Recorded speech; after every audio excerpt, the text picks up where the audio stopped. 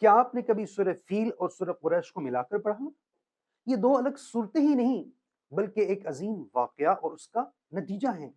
سورہ فیل اس کے اندر ہاتھیوں کا واقعہ بیان کیا، کس طرح ہاتھیوں کا بڑا لشکر خانہ کعبہ کو گرانے کے لیے آیا، پھر اللہ نے کیا کیا، چند ننھے پرندے بھیجے اور اس عظیم لشکر کو تباہ کر دیا۔ اگلی سورہ سورہ قریش، اس کے اندر ذکر ہے قریش کا، وہ قوم جو اس کعبہ کے گرد آباد تھی اور امن سکون سے تجارت کر رہی تھی۔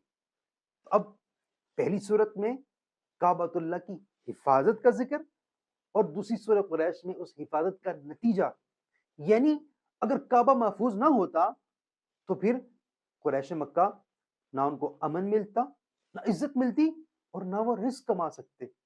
پھر حکم دیا فَلْيَعْبُدُوا رَبَّ هَذَا الْبَيْتِ، انہیں چاہیے کہ اس گھر کے رب کی عبادت کریں۔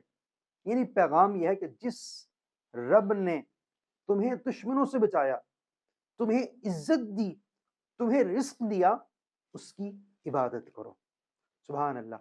پہلی صورت وہ ایک واقعہ بیان کرتی ہے کہ کعبہ کی حفاظت ہوئی، اور دوسری صورت اس عظیم واقعے کا شکر ادا کرنے کا حکم بیان کرتی ہے۔ تو یہ قرآن کی صورتوں کا عظیم اعجاز ہے، حسن ہے کہ آپس میں جڑی ہوئی ہیں اور عظیم پیغام دے رہی ہیں۔ فلا يتدبرون القرآن